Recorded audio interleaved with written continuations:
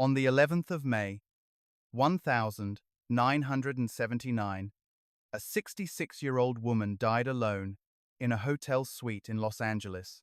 Not a home, a hotel. That distinction matters.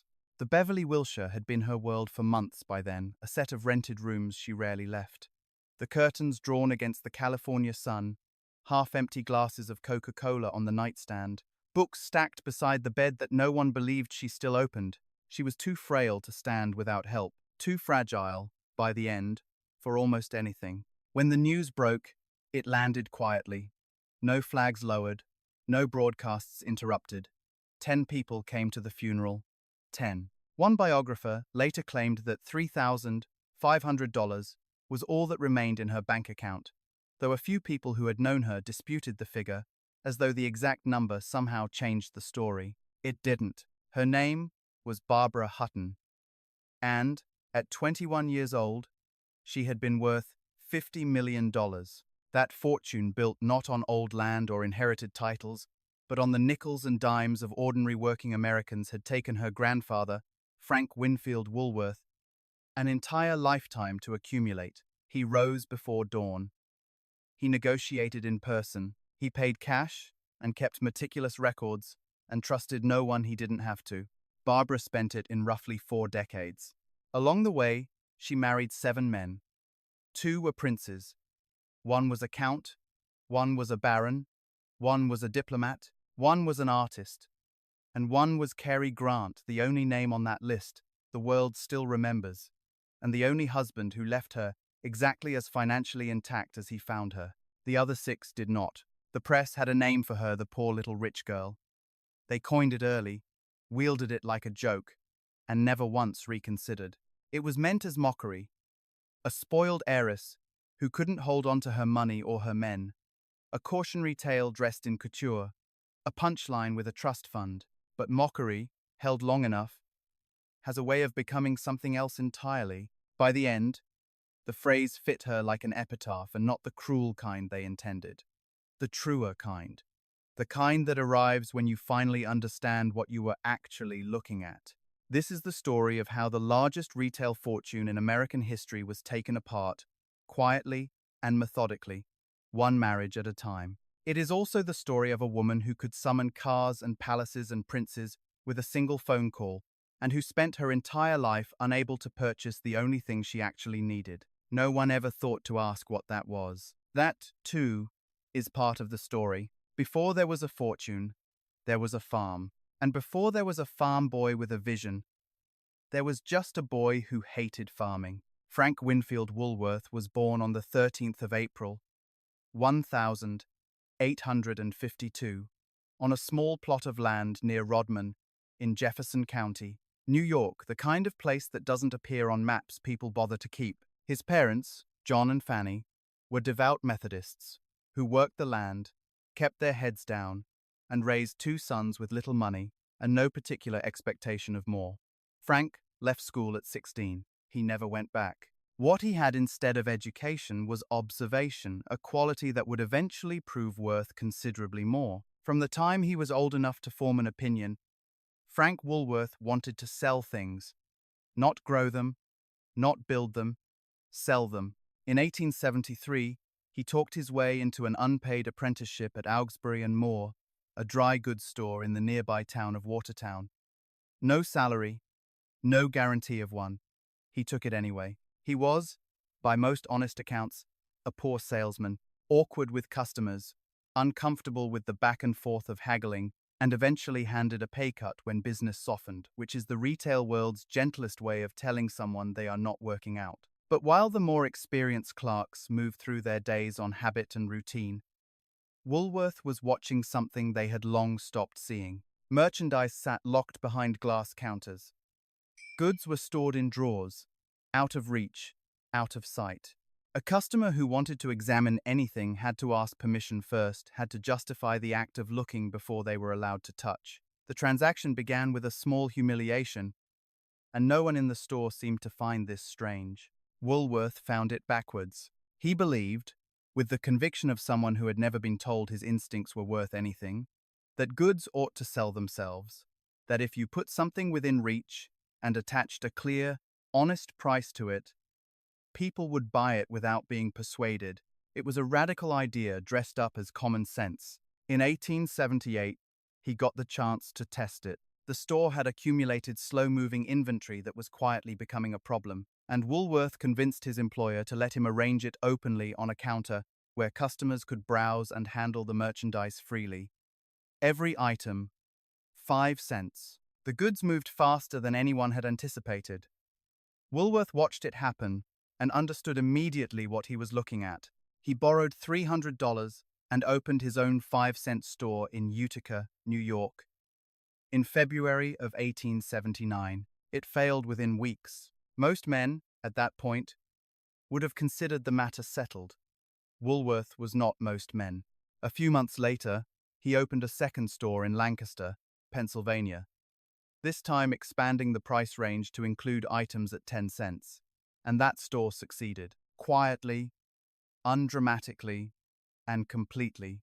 It changed the shape of American retail in ways that wouldn't be fully understood for another generation.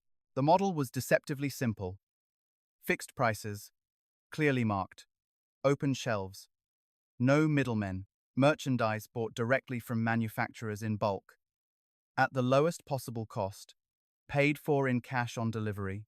What Woolworth lacked in personal warmth he replaced with systems with discipline, repetition, and an almost obsessive control over every variable he could touch. The charm was in the structure, not the man.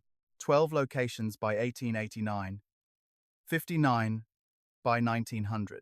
By 1911, when he merged with 4 competing chains to form the F.W. Woolworth Company, the combined operation ran 596 stores in every state in the country. The nickels and dimes of ordinary working Americans, people buying thread and buttons and small necessities of daily life, had made Frank Woolworth one of the wealthiest men in the United States. And still, it wasn't enough. It is never enough. For men like Frank Woolworth, the money was not the point. The money was evidence. What he wanted was recognition, the particular kind that comes not from wealth itself, but from where wealth places you in a room. And in New York at the turn of the century, no amount of retail dominance could purchase admission to the world of old money. The Fifth Avenue families, the ones whose fortunes predated industrialization, whose names appeared on buildings they hadn't paid for in decades, looked at Frank Woolworth and saw a shopkeeper, politely, firmly, and without apology. He had made his fortune selling penny goods to the working class, and in their estimation, that origin followed a man like a smell he couldn't wash off. The rejection consumed him. He pushed his 3 daughters toward marriages that might deliver what commerce could not, the social elevation he had spent 40 years trying to buy his way into and never quite reached. And he decided to build something that could not be ignored.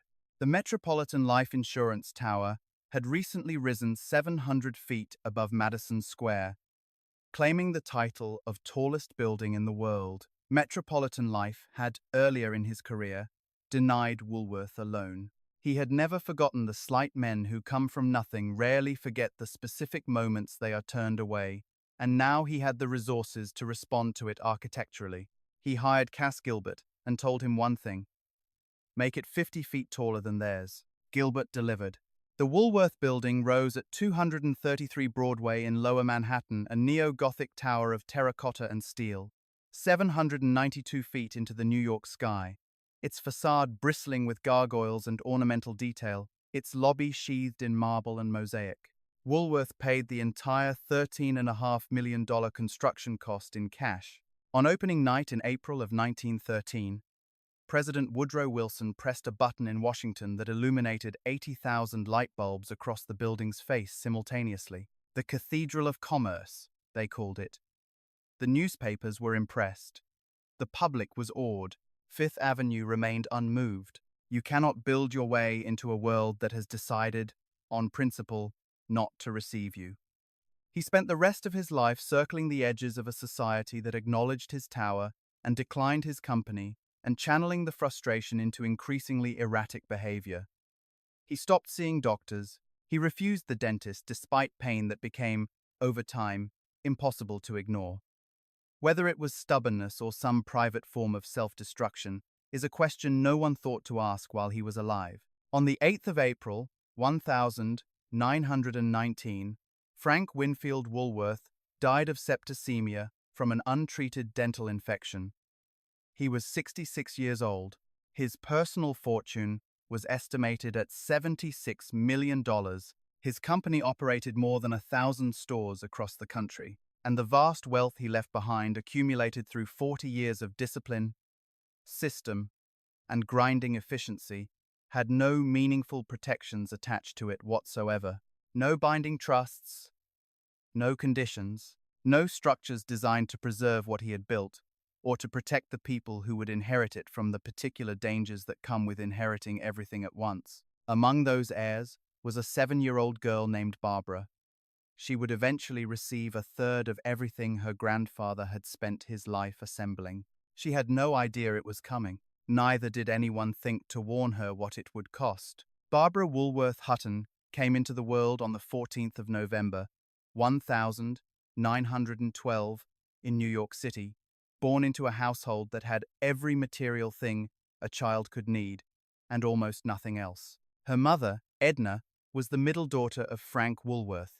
Her father, Franklin Laws Hutton, was a partner at E.F. Hutton and Company, the investment firm run by his brother Edward. He was handsome, well-connected, and by nearly every account that survives him, devoted almost entirely to his own pleasures. Frank Woolworth had tried to block the marriage from the beginning, a rare instance of the old man's instincts serving him well. He relented only when the first grandchild arrived.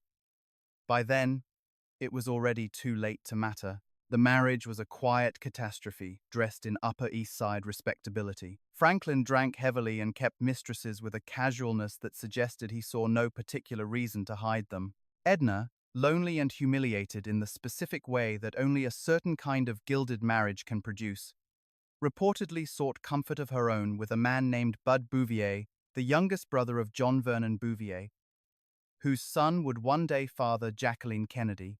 It is one of those footnotes history offers without comment, two dynasties briefly entangled in private grief, each already moving toward its own distinct catastrophe. The house on the Upper East Side was, by all accounts, a place of wealth, silence, and mutual betrayal. Barbara spent her earliest years in the care of nurses and governesses who rotated in and out of her life with no particular attachment. Her parents were rarely in the same room, and when they were, the atmosphere made the rooms feel smaller.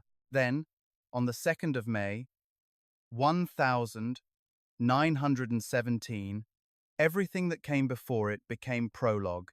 Edna Woolworth Hutton was found dead. She was 33 years old. The official cause was recorded as suffocation from mastoiditis, an infection of the air cells in the bone behind the ear. The coroner saw no need for an autopsy. The explanation was filed, the case was closed, and the family moved on with the efficiency of people who understood that some questions are more dangerous than their answers. Almost no one was satisfied. Persistent rumors held that Edna had taken poison, that she had discovered one infidelity too many, and that this time she had no resources left to absorb it. According to biographer C. David Heyman, the family reportedly paid off city officials to prevent any formal investigation from taking shape. Whether that is precisely true is impossible to verify now. What is not in dispute is that no investigation occurred, and that the people best positioned to demand one chose silence instead. The press reported that a maid had found the body. Heyman wrote that it was Barbara. She was 4 years old. What a 4-year-old child registers in a moment like that, what she understands, what she stores somewhere below understanding, is not something that can be reconstructed. What can be said is this: that morning divided her life into before and after, and nothing that came after it ever fully escaped its gravity. The failed marriages, the compulsive generosity toward people who didn't deserve it, the lifelong inability to trust anyone who said they loved her, every one of those things drew a straight line back to a bedroom on the Upper East Side and a child standing in a doorway. Franklin Hutton did not rise to the occasion his wife's death had created. He continued drinking. He continued his affairs. He showed, by every available account, minimal interest in raising a daughter alone. Barbara was passed first to her aunt Marjorie Meriwether Post, who had married Franklin's brother Edward, where her cousin Nedenia, later known as the actress Dina Merrill, remembered her arriving quietly and saying very little. The arrangement didn't last. It never did. She was sent eventually to Winfield Hall, her grandparents' estate in Glen Cove on Long Island, 30,000 square feet of marble and silence, built at a cost of $9 million, designed for a kind of grandeur that had nothing to do with children. Barbara played alone in rooms scaled for banquets. She ate formally in a Georgian dining room built for guests who no longer came, waited on by staff who were paid to be present but not required to care. Her grandmother, Jenny, was, by then, unreachable, suffering from what doctors described as a presenile condition, spending her days in a white wicker chair, under the supervision of a medical attendant, unable to hold a conversation. Her grandfather, Frank, was declining in his own way, paranoid, melancholy, increasingly withdrawn from the world he had spent his life constructing. But he was kind to Barbara. He called her his princess. He surrounded her with every comfort money could produce, which was the only language he had ever fully learned. She wrote of him later, with an affection she extended to almost no one else, remembering him as eccentric but genuinely sweet. When Frank Woolworth died in April of 1919, Barbara was 6 years old, and she had just lost the only adult in her life who had offered her anything resembling consistent warmth. What followed was a childhood defined less by any single cruelty than by a systematic absence of anyone willing to fully claim her. She attended Miss Hewitt's classes in Manhattan, then Miss Porter's school in Farmington, Connecticut, the schools of serious money, where girls were taught to carry themselves as though the world owed them composure. She was introverted and observant, and had almost no meaningful contact with other children her age.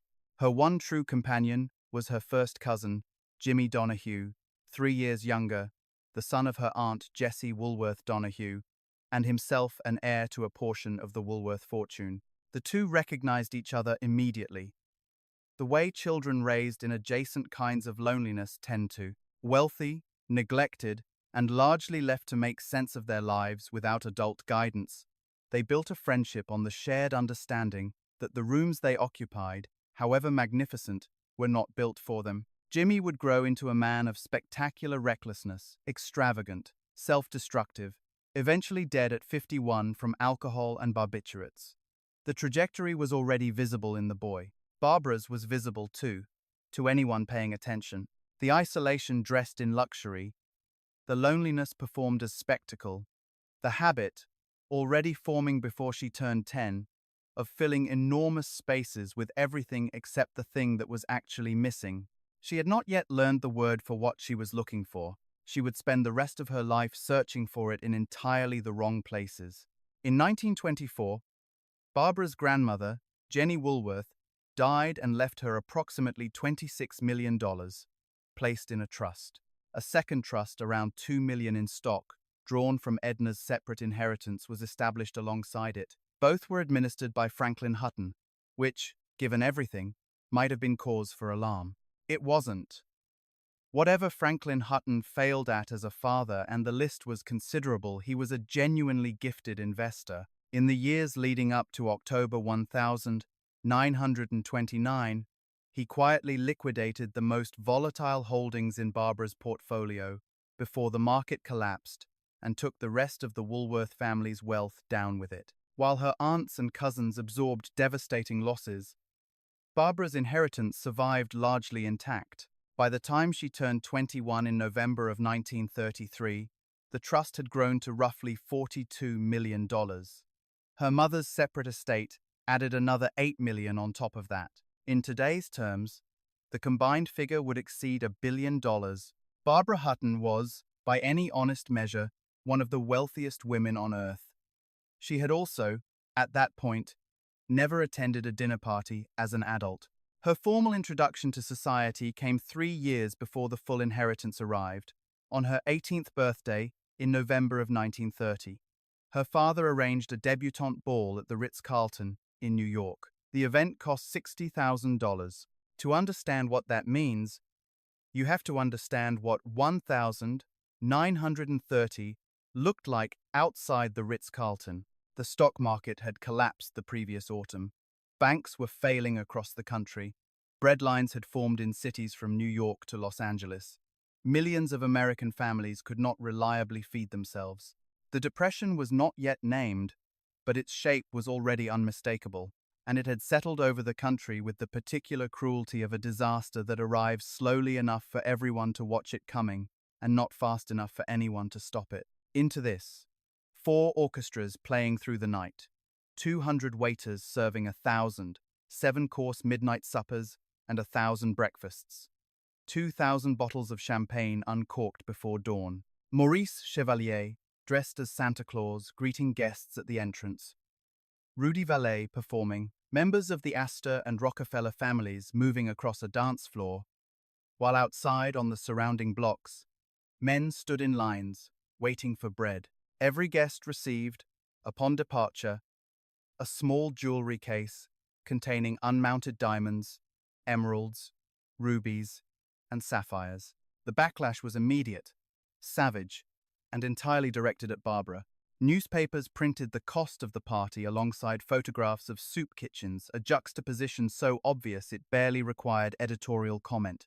Columnists attacked her by name with a personal ferocity that treated an 18-year-old girl as the architect of everything around her, rather than its most visible decoration. She had spent most of her life in boarding schools. She had not planned the party, had not designed it, had not chosen the orchestras, or ordered the champagne, or decided that gemstones were an appropriate party favor. None of that entered the public conversation. The machinery of inherited wealth had staged a spectacle, and Barbara was the face attached to it. So Barbara absorbed the contempt. It was during these months that the press fixed a label to her that would follow her, without mercy, for the rest of her life. The poor little rich girl. The phrase was not original. Noel Coward had written a song with that title in 1925. Mary Pickford had starred in a film by the same name in 1917. But those were general observations about a type. When the press applied it to Barbara, it became something more targeted.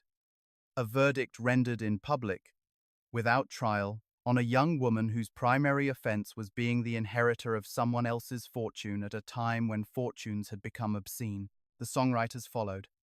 Harry Warren wrote, "I found $1 million baby in a 5 and 10 cent store," with lyrics by Billy Rose and Mort Dixon. It became a hit in 1931. Everyone understood who it was about. Ogden Nash turned her circumstances into light verse, treating her misfortune as material, the particular cruelty of wit applied to someone who has no mechanism for response. The public laughed. Barbara read the papers. Franklin Hutton, perhaps experiencing a rare moment of paternal instinct, sent his daughter to Europe to escape the onslaught. It was framed as a temporary retreat, a season abroad, a chance to let the noise die down. She didn't come back. Not really. Not in any way that counted. For most of the next 5 decades, Barbara Hutton would live in motion London, Paris, Venice, Tangier, and a dozen cities between, always at a careful distance from the country that had made her grandfather's fortune possible and then turned on her personally for the act of inheriting it. America had built the Woolworth empire on the purchases of ordinary people and then decided, when the wealth passed to a granddaughter, that she was the one who owed something back. The logic was never examined. It didn't need to be. Public contempt rarely requires internal consistency. What almost no one noticed in any of this was that Barbara wrote she had been composing poetry since her years in boarding school, quiet, private work, entirely separate from the theater her public life had become. In 1934, she privately published a slim volume of verse called The Enchanted under the pen name Barbara Rimini, printed in a limited edition of 200 copies. A second collection, The Wayfarer, followed in 1957. She distributed both only to family and a small circle of close friends. She never sought publication in any form that would have invited the world's opinion. which is itself a kind of statement from a woman who had learned, early and brutally, what the world's opinion felt like. The poems were genuine. They were not the work of a dilettante filling afternoons. They were the record of an interior life that the public version of Barbara Hutton, the heiress, the punchline, the cautionary tale in pearls, had almost entirely obscured. Decades later, at her funeral, the actor Cliff Robertson stood at her graveside and read one of her poems aloud. It was, by most accounts, one of the very few moments in Barbara Hutton's entire public life when she was acknowledged for something she had actually chosen, something she had made herself, with no inheritance attached, that belonged to no one but her. That it happened at her funeral tells you most of what you need to know about the life that preceded it. The Mdivani family arrived in the West with nothing but a story, and for a family with their particular ambitions, a story was more than enough.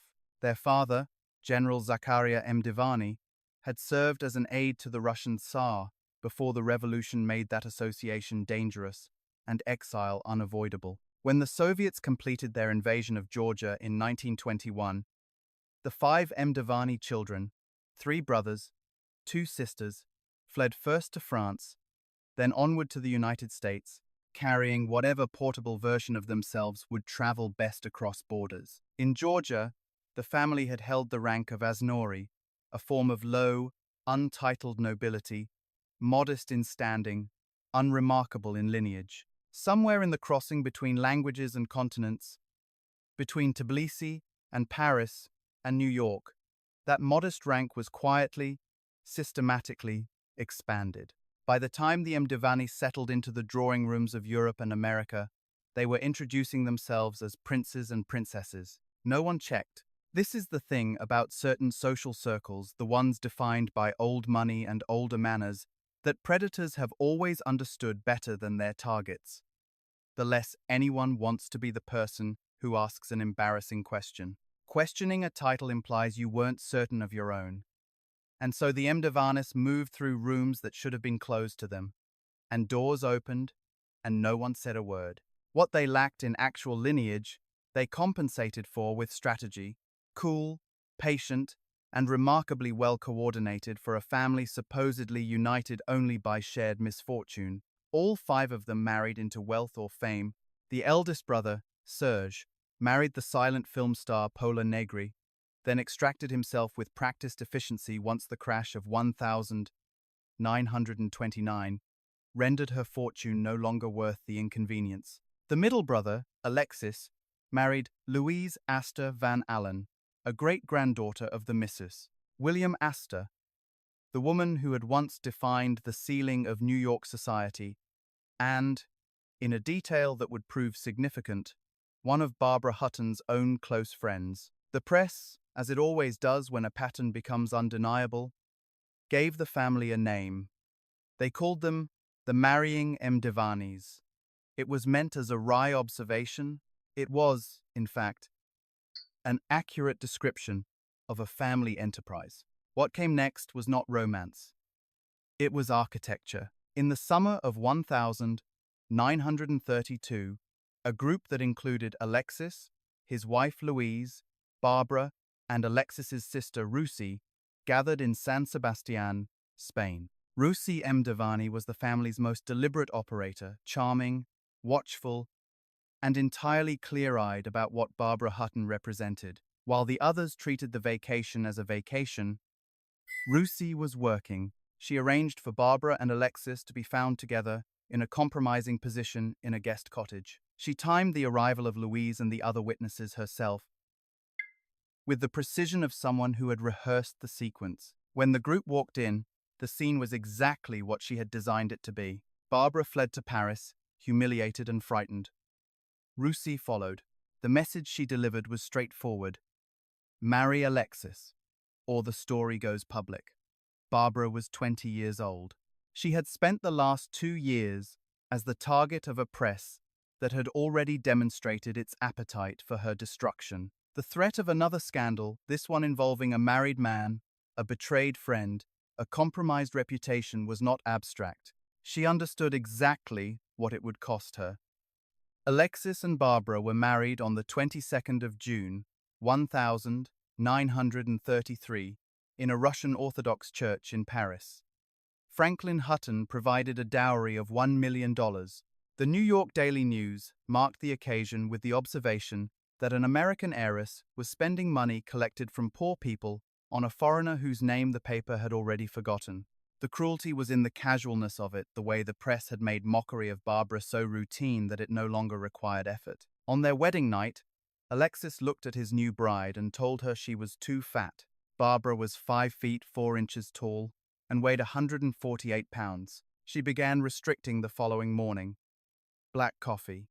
Near nothing else. She lost 40 pounds in a matter of months, the body contracting in response to the first act of cruelty in what would become a marriage defined by them. The comment was offhand, possibly calculated, certainly devastating, and the disorder it ignited never left her. For the remaining 46 years of her life, Barbara Hutton would struggle with her relationship to food in ways that grew steadily more dangerous and, in the end, contributed directly to her death. It had begun on the morning after her wedding, in response to a man who had blackmailed his way into her bed. The marriage that followed was a transaction that had never bothered to disguise itself as anything else, at least not for Alexis. He spent freely and without consultation. A Paris residence, a stable of polo ponies, tailored clothes, jewelry selected for himself. He treated her inheritance as a personal account with unlimited access and no obligation of explanation. Barbara tolerated it because no one in her life had ever equipped her with the tools to do otherwise. She had been raised in rooms where needs were met without being named, where money substituted for attention, and where saying no was a skill no one had thought to teach her. They divorced in March of 1935. The marriage had lasted less than 2 years. The financial cost of Alexis Mdivani, the dowry, the residence, the polo ponies, the accumulated spending exceeded $2 million. Against the scale of the Woolworth inheritance, it barely registered as a reduction. The real damage was of an entirely different kind. The marriage had established a template that would repeat itself, with variations, for the next 3 decades. Men who wanted what Barbara had would pursue her, and she would comply, and when it ended, they would leave richer than they arrived. The terms were almost never stated explicitly. They didn't need to be. 5 months after the divorce, Alexis was dead. On the 1st of August, 1935, he lost control of his Rolls-Royce on a narrow road near Albons in Catalonia. He was speeding toward a train station with Baroness Maud von Thyssen, the young wife of the German industrialist, seated beside him. The car struck a tree and overturned. Alexis was killed on impact. The Baroness survived with catastrophic injuries. He was 27 years old. Barbara had already moved on. Within days of the divorce being finalized, she had agreed to marry again. The next man was a Danish count named Kurt von Haugwitz Reventlow. He would prove considerably more dangerous than the first. The ink on the divorce from Alexis Mdivani was barely dry. By some accounts, Barbara married Kurt von Haugwitz Reventlow the very next day. By others, it was within the week. The precise interval has been disputed by biographers who seem, in their disagreement, to have missed the more important point, that the speed itself tells you everything. She was 22 years old, freshly extracted from a marriage built on blackmail and cruelty, and she walked directly into another one, not because she hadn't learned anything, because no one had ever taught her that she was allowed to stop. Before the ceremony, she gave Reventlow $1.5 million. It was framed, loosely, as a gift. It functioned, precisely, as a purchase price, though what either party understood themselves to be buying is a question worth sitting with. Kurt von Haugwitz Reventlow was Danish, tall, physically imposing, and in possession of a temper that did not remain hidden for long. Where Alexis Mdivani had been a charming parasite, slick, self-interested, fundamentally transactional, Reventlow was something of an entirely different category. He was a man who used control the way other men used conversation, as the primary means of establishing his position in a room and in a relationship. The violence emerged almost immediately. He dominated Barbara through intimidation first, then verbal cruelty, then escalating physical force. On at least one documented occasion, the abuse was severe enough to require hospitalization. He was arrested in London after threatening her with bodily harm, a matter of police record, not rumor. Those same records noted that he had threatened to shoot an unnamed man connected to Barbara's social circle. The threat was logged. No one appears to have acted on it with any urgency. This is the part of these stories that history tends to smooth over in its rush toward the more photogenic details.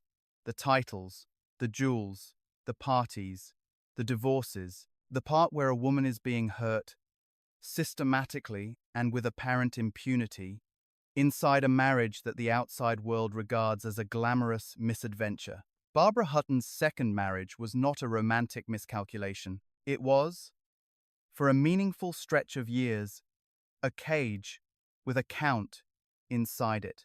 On the 24th of February, 1936, their son Lance was born in London. The press called him the richest baby in the world, which was the press's way of reducing a child to his inheritance before he was old enough to form a memory. Barbara nearly died in the delivery. The birth was difficult enough that those around her understood, in the hours that followed, that the outcome had been genuinely uncertain. Lance would grow into the single most important person in Barbara's life, the one relationship she returned to across every disaster, every marriage, every relocation. She loved him with the consuming, slightly desperate intensity of someone who understood, at some level, that she was his only reliable advocate in a world that would otherwise define him entirely by his money. Whether she was capable of translating that love into the steady, grounded presence a child requires is another matter. She had never been shown what that looked like. The people who should have taught her were the same people who had failed her. The pattern held. In December of 1937, Barbara walked into a federal courthouse in New York and signed an oath of renunciation. She gave up her American citizenship. Reventlow had pushed her to do it. The official justification was tax efficiency, a reduction in her overall burden as a foreign national. The actual mechanics, understood clearly by anyone who examined them, were more specific and more revealing. A substantial portion of Barbara's estate would be subject to inheritance tax upon her death. If she died as a Danish citizen, the money would pass to Reventlow and to Lance with considerably fewer obstacles. He had, in effect, pressured his wife, a wife he was simultaneously abusing, into restructuring her estate to maximize what he stood to inherit if she didn't survive him. She was 25 years old. She had a newborn son. She was living in physical fear of her husband, and she signed. The public response was ferocious in a way that the abuse never prompted, because the abuse was private, and the renunciation was not. Walter Winchell went on the radio and called her society's most outrageous child. The New York Times reached for the word despicable and used it without apparent hesitation. Within 2 days of her departure for Europe, 3 Woolworth stores in New York shuttered. 36 others faced the same threat. Employees sent Barbara telegrams at sea, urging her to direct the company's management to concede a living wage to thousands of workers subsisting on starvation pay. She never responded. She hired a public relations firm instead. The silence was a catastrophic miscalculation, though it is worth asking what response would have satisfied a public that had already decided who she was. The debutante ball had made her a figure of resentment. The M. Divani marriage had made her a figure of ridicule. The renunciation made her something the American public found considerably harder to forgive. It made her a traitor. She had inherited a fortune drawn from the purchases of ordinary working people, and she had abandoned the country that generated it. The fact that she had been coerced into the renunciation by a man who was hospitalizing her did not enter the public conversation. It was not, apparently, the story anyone wanted to tell. By this point, Barbara had been restricting her eating for years and relying on sedatives with increasing regularity. The disorder that Alexis M. Divani had ignited on the first night of her first marriage with a single, careless, calculated comment about her body had by now hardened from behavior into something clinical, something structural, something that had reorganized itself around her life so completely that it was no longer possible to separate it from her. Doctors who examined her in later years described it as a physical manifestation of the emotional deprivation she had absorbed since childhood, a body enacting what the mind had been trained never to say aloud, that she was hungry, and had been for a very long time, for something no amount of food or money or marriage had ever managed to provide. Whatever its origins, it was hollowing her out in ways that would prove irreversible. Barbara and Reventlow separated in 1938. He demanded $5 million and full custody of Lance. The legal proceedings moved through Danish and American courts with the grinding, expensive slowness of a process that serves no one except the attorneys conducting it. The final divorce decree did not arrive until 1941. Reventlow was initially awarded temporary custody of Lance. Barbara recovered her son in 1945, after a fight that consumed years and a sum of money that, even against the scale of the Woolworth inheritance, was not insignificant. The Count remarried. He receded from public life with the quiet efficiency of a man who had extracted what he came for and had no further use for visibility. He died in 1969. Barbara never spoke of him with anything but dread, the specific, settled dread of someone who has survived something and knows, with the certainty that only proximity provides, exactly how close the outcome came to being different. She had survived Kurt von Haugwitz-Reventlow. She had survived him physically, legally, financially. What she could not fully recover was the version of herself that had existed before him, the one that had entered the marriage already diminished, already frightened, already conditioned by a lifetime of abandonment to accept whatever was offered in place of what she actually needed. That woman did not come out the other side intact. What emerged was someone who had learned, at considerable cost, that the world's most dangerous men do not always announce themselves. Sometimes they arrive with a title and a temper they keep briefly hidden, and a very clear understanding of exactly how much you are worth. Before Barbara Hutton laid a single brick, the land had already lived several lives. 12 acres on the western edge of Regent's Park, one of the most private addresses available anywhere in central London, sheltered from the city by trees and distance, and the particular quiet that old money has always known how to purchase. In the early 1800s, the architect John Nash had envisioned the park dotted with private villas, intimate retreats for the kind of people who required both proximity to power and insulation from it. He planned dozens. Only 8 were ever built. The largest was Hertford Villa, designed around 1825 by Decimus Burton for the 3rd Marquess of Hertford, a diplomat and collector who used the house for entertaining on a scale that was, by the measured standards of Regency England, both grand and quietly scandalous. The house outlasted its original purpose, as houses in England tend to do.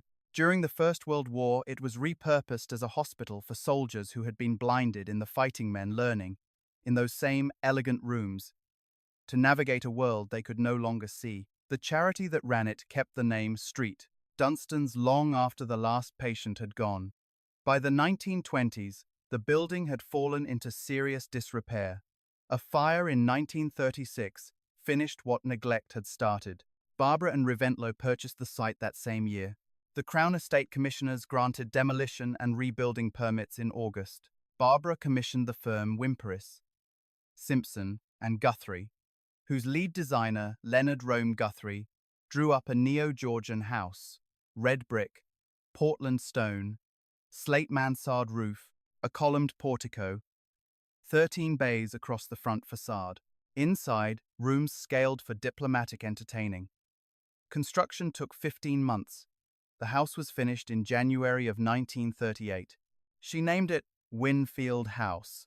After her grandfather, it was perhaps the most quietly revealing thing Barbara Hutton ever did, attaching Frank Winfield Woolworth's name to the finest structure she would ever commission. In the city she had chosen over the country that had rejected her, he had called her his princess. She had loved him without reservation, which was, for Barbara, an extraordinary thing to offer anyone. The name on the house was a private act of loyalty from a woman who had very few people left to be loyal to. She barely had time to learn the rooms before the marriage collapsed and Europe began its slide toward war. In 1939, she gathered Lance and left for California. The house stood empty behind her, curtains drawn, gardens untended, its entrance hall holding a silence that new houses rarely earn so quickly. The Royal Air Force requisitioned it for the duration.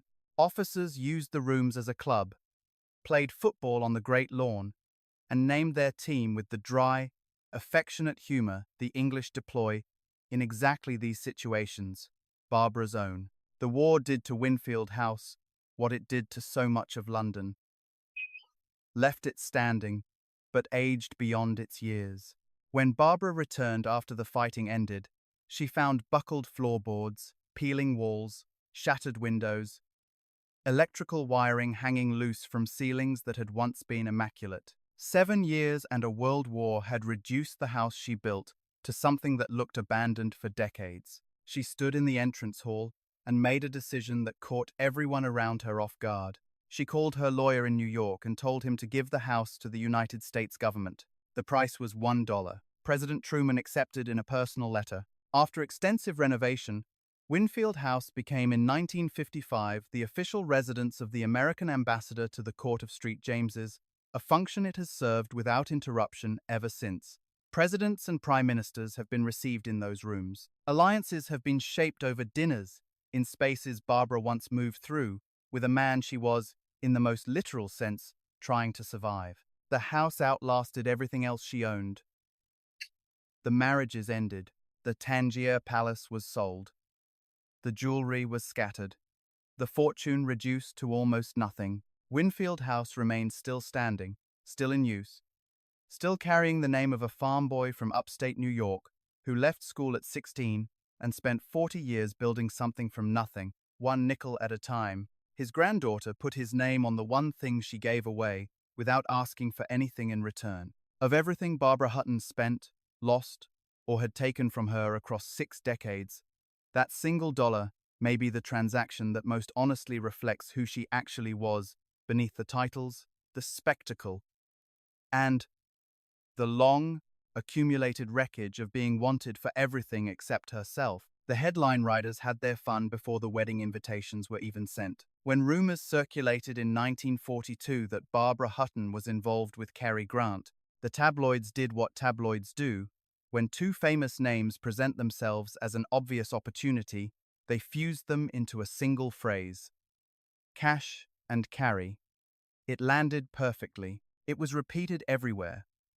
And it got the story exactly, completely wrong.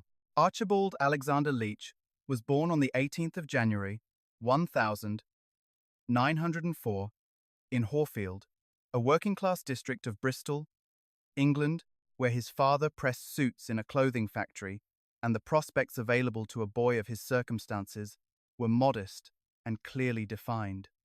When Archie was 9 years old, his mother Elsie disappeared from his life. His father told him she had gone away. The truth was that Elsie had been committed to a county asylum. His father had signed the papers himself, and then said nothing further on the subject. Archie grew up believing his mother had simply left him. He carried that particular wound, the kind that doesn't announce itself but quietly shapes everything for decades before he learned what had actually happened. He ran away at 14, joined a troupe of acrobats, crossed to New York in 1920, and stayed when the others sailed home.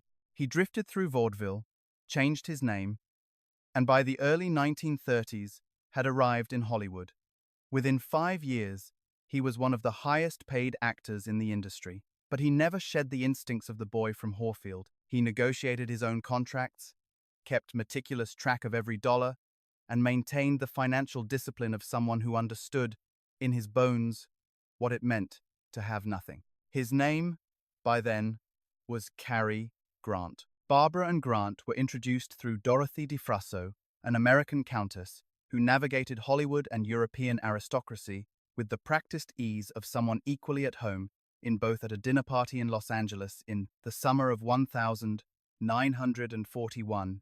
Barbara had only recently extracted herself from the Reventlow years. She was thin, exhausted, and operating with the specific wariness of a woman who had learned, through considerable suffering, that the men most interested in her were invariably interested in what she was worth. Grant wanted nothing she could buy. He earned over $300,000 a year. He had his own fame, his own carefully constructed life, and no discernible interest in her inheritance. She found his indifference genuinely disorienting, which says a great deal about the company she had been keeping. They married on the 8th of July, 1942, at the home of Grant's agent near Lake Arrowhead in the San Bernardino Mountains. The press, excluded for once, compensated with speculation. Hedda Hopper called it the most interesting experiment in Hollywood. For a stretch of time that both of them would later recall without bitterness, they appeared to be something close to content. Grant was affectionate with Lance, by most accounts the only one of Barbara's 7 husbands who treated her son with genuine and consistent warmth, without calculation, without an audience. For a woman who had spent years surrounded by men who regarded her as a financial opportunity, being with someone who simply didn't need her money was a disorientation that gradually became, briefly, something resembling peace. But the qualities that drew them together were also the ones that made the distance between them impossible to close permanently. Grant was disciplined, self-contained, structured. He rose early and expected order. Barbara kept no schedule, slept until noon, ate almost nothing, and gave money away with an impulsive generosity that baffled him entirely. She once handed a hotel chambermaid a mink coat. Grant didn't read it as kindness. He read it as chaos. The war widened what was already there. Grant committed himself fully to bond rallies and public benefit work. Barbara had no equivalent role available to her. She was a foreign national living in a country she had formally renounced 5 years earlier. And any public gesture she made carried the risk of resurfacing that history. She could write checks quietly. She could not stand beside him. They separated in 1944. The divorce was finalized on the 30th of August, 1945. Barbara offered Grant a financial settlement. He refused it. He returned the jewelry and gifts she had given him during their 3 years together, every piece, without negotiation. When the press asked him about the divorce, he said only that he wished her well. She never said a single word against him either. Of the 7 men Barbara Hutton married, Cary Grant was the only one who left her precisely as financially intact as he had found her. The tabloid nickname implied a transaction. The reality was its opposite. The one marriage in her adult life defined not by what was taken, but by what, quietly and without fanfare, was given back. Between 1947 and 1966, Barbara Hutton married 4 more times. Each marriage was shorter than the one before it. If there is a pattern in that, and there is, it suggests not a woman growing more reckless with age, but one growing more exhausted. The hope was still there at the beginning of each. It simply ran out faster. Prince Igor Trubetskoy was Lithuanian-born, modestly talented as a painter, and possessed of the kind of looks that had historically been sufficient to open certain doors. They married in Switzerland in 1947. He was attentive in the early months, content to spend his days at the easel, while Barbara organized the social calendar around them both. Then he grew restless, discovered motor racing, and eventually won the Targa Florio in Sicily in 1954, by which point the marriage had been over for 3 years. They had separated in 1951. Trubetskoy accepted a settlement and moved on without drama or public comment.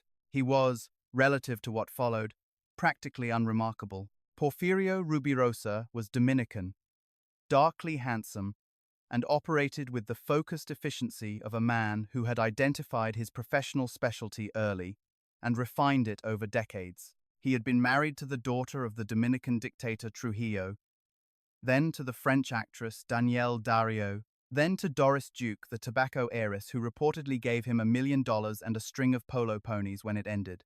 He was a former polo player, a nominal diplomat, and a man whose primary credential was his reputation, which he maintained with the same deliberate care that other men reserve for their actual careers. He and Barbara married on the 30th of December, 1953. She wore a black dress and weighed barely 90 pounds. The financial terms had already been arranged. A coffee plantation, a stable of polo ponies, a converted bomber aircraft, and cash gifts estimated somewhere between $2 and $3 million. The marriage lasted 53 days. Some accounts say 73. Either way, it was over before spring. What stopped even Barbara's most cynical observers was the evidence that she had known exactly who Rubirosa was before she said yes. She had watched him dismantle his marriage to Doris Duke from a proximity that left no room for illusion. One acquaintance said later that Barbara hadn't married him, believing he loved her.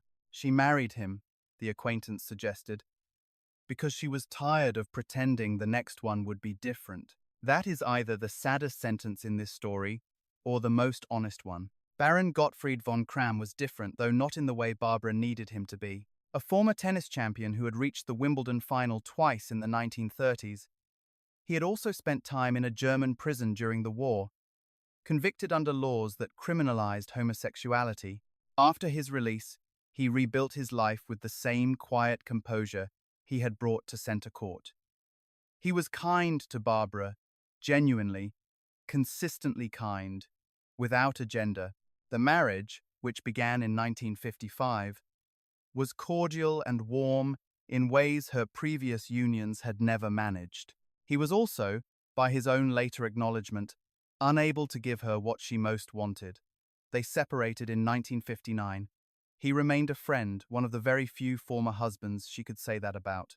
The seventh and final husband was Prince Doan Vin Na Champasak, a Laotian Vietnamese artist. Barbara married in 1964. He was younger, quiet, and largely unknown to the social world she had once commanded. They divorced in 1966. She was 53 years old. She did not marry again. 7 marriages across 33 years. Those who witnessed the beginnings of each described the same thing every time: an unguarded, almost heartbreaking openness at the start. The kind that belongs to someone who hasn't yet decided to stop hoping. And every time, without exception, that openness met something less than it deserved.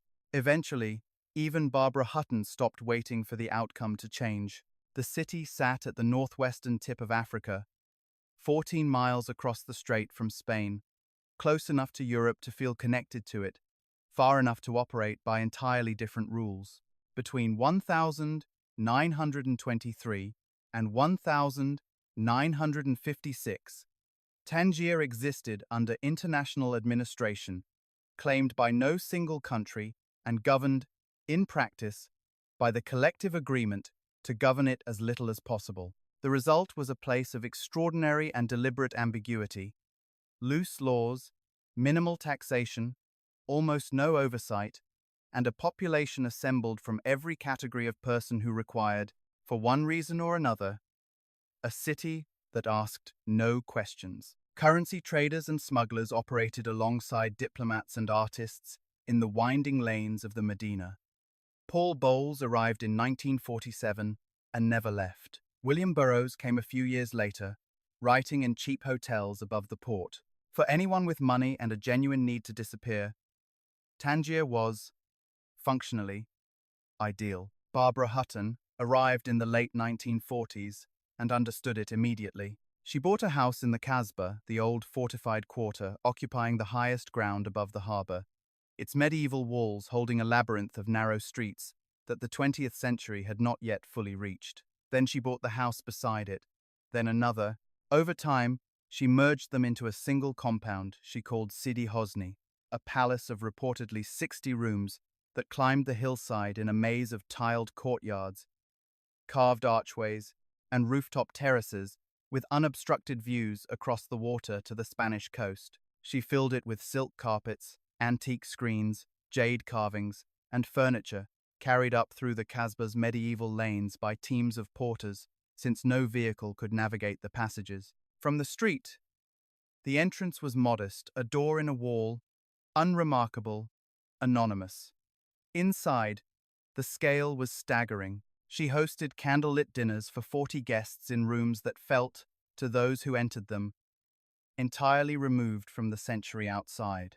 Truman Capote visited and described the experience afterward with a mixture of genuine admiration and something he couldn't quite name. Cecil Beaton photographed her there, posed in a tiara at the entrance to one of the courtyards. The image regal, slightly spectral, utterly alone in the frame despite the grandeur surrounding her, became one of the most reproduced photographs of her life. Tangier gave Barbara something that none of her 7 marriages, none of her houses, none of the cities she had moved through across 3 decades had managed to provide: autonomy.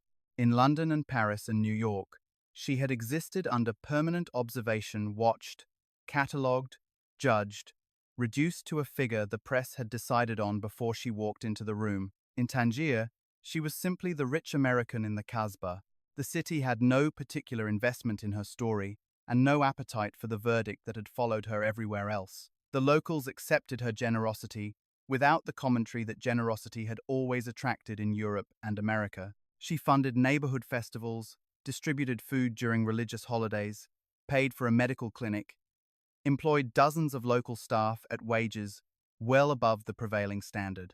Children followed her through the streets without irony. Whether what drove this was genuine warmth or the compulsive need to be needed that had shaped her entire adult life is a question no one around her in Tangier seemed interested in resolving. Perhaps the distinction, by then, no longer mattered.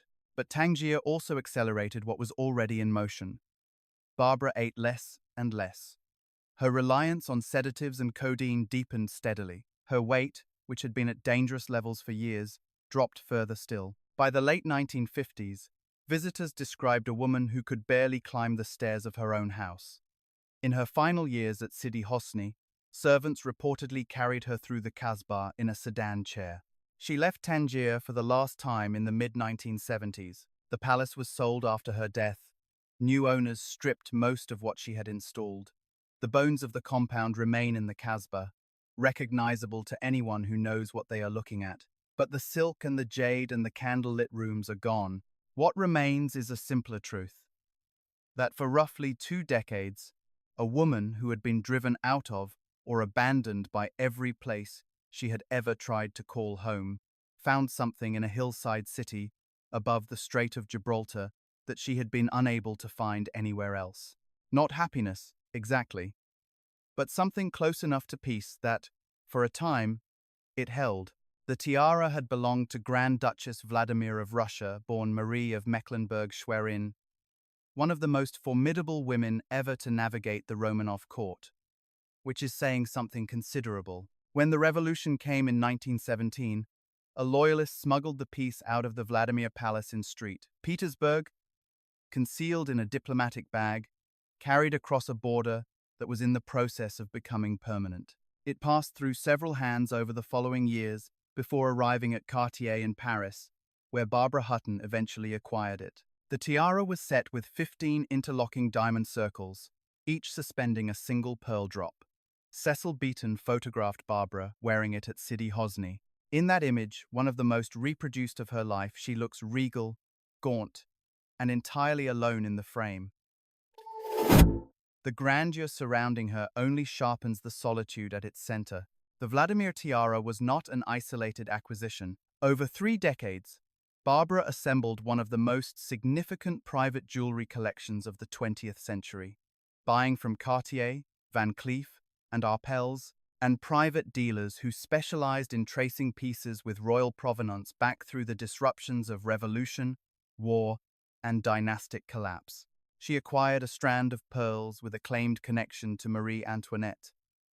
Though historians have questioned the attribution, she owned Mughal emeralds, Burmese rubies, and a jade collection that specialists considered among the finest held in private hands anywhere in the world. What motivated the collecting was not vanity in any straightforward sense. Barbara showed little interest in being photographed at the right events, wearing the right stones. She wore significant pieces to small private dinners, or while sitting alone in hotel suites with no audience at all. She gave jewelry away with the same impulsive generosity she applied to everything else, pressing rings and bracelets on friends, on staff, on people she had known for an afternoon. One acquaintance recalled receiving an emerald brooch as a thank you for bringing flowers. The gesture was entirely characteristic. She treated the collection the way she treated her fortune, as something to distribute rather than hold.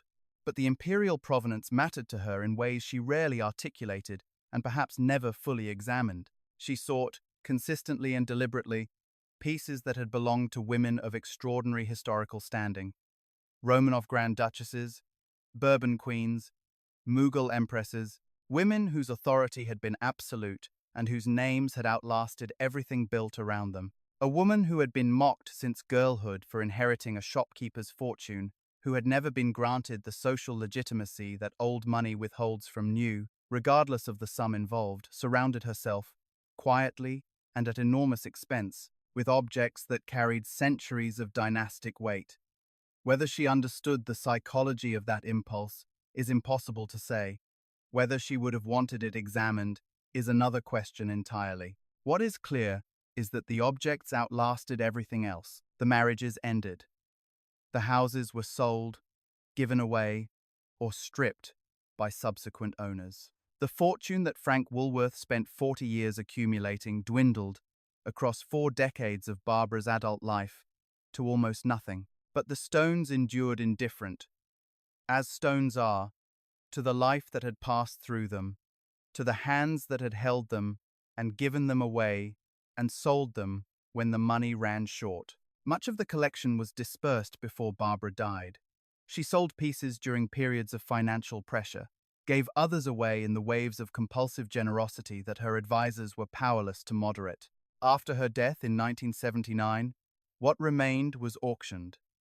Sotheby's handled the sale. Pieces that Barbara had worn at candlelit dinners in the Casbah were catalogued, assigned lot numbers, and scattered into the collections of strangers who knew them as objects of value and provenance, disconnected now from the particular life that had carried them. The Vladimir tiara was not among them. It had already passed to another owner years before she died. Somewhere, it still exists, 15 diamond circles, 15 suspended pearls.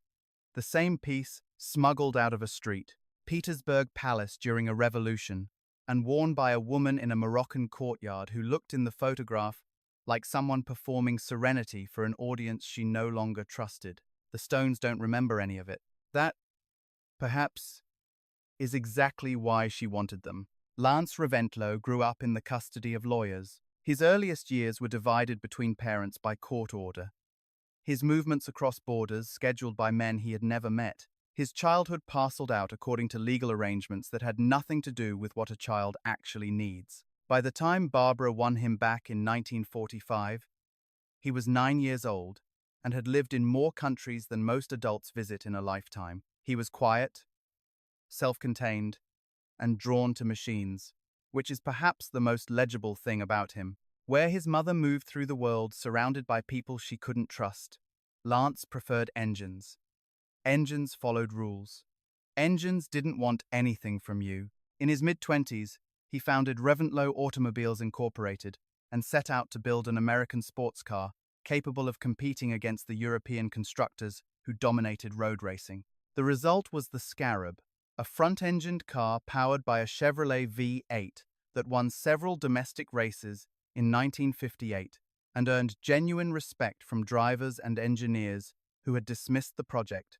Initially, as a rich man's indulgence, Lance entered the car in international competition the following year. By then, the sport had moved to rear-engine designs, and the Scarab was already behind. He shut the operation down before he turned 30 cleanly, without drama, the way he seemed to handle most things. He married the actress Jill Street John in 1959. They divorced in 1963. A year later, he married Cheryl Holdridge, a former Mouseketeer who had appeared on television throughout the late 1950s. Friends described the second marriage as steady and grounded, 2 qualities Lance's childhood had conspicuously lacked. On the 24th of July, 1972, Lance Raventlow boarded a small plane in Aspen, Colorado. The aircraft crashed into the mountains shortly after takeoff He was 36 years old. The cause was attributed to severe weather and possible mechanical failure. Cheryl survived him. She never fully recovered and died of a brain tumor in 1983 at 39. Barbara was in Tangier when the news reached her. Those present said she did not speak for several days. The son she had fought for in court, lost, recovered. She had outlived the one person whose existence had given hers a legible center of gravity, the one relationship in her life that had never been, at its core, about money. She did not attend the funeral. Some accounts say she was too ill to travel. Others say she simply couldn't face it. The distinction, at that point, hardly mattered. Her health deteriorated sharply in the months that followed. The weight loss accelerated. The sedatives deepened their hold. People who encountered her in the mid-1970s described a woman who looked decades older than she was. Lance Reventlow left no children. The scarab cars he built survive in private collections, admired as engineering curiosities from a brief, specific window in American motorsport. His mother's grief left no physical trace. It simply consumed what remained of her. Frank Woolworth left 3 daughters and no instructions.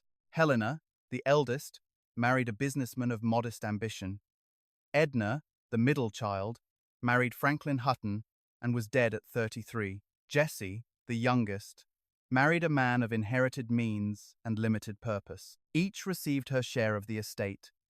None of the marriages produced a family equipped structurally, emotionally, practically, to manage what they had been handed. There were no binding trusts designed to protect the principal. No conditions requiring heirs to demonstrate anything before the money became theirs. Frank Woolworth had built his stores on systems of extraordinary discipline and efficiency. He applied none of that thinking to the fortune those stores generated. The wealth passed outward through each generation and met no resistance anywhere. Jimmy Donahue, Jessie's son, Barbara's closest childhood companion, fellow heir to a share of the same fortune, burned through his portion with a flamboyance that made even Barbara's spending look restrained.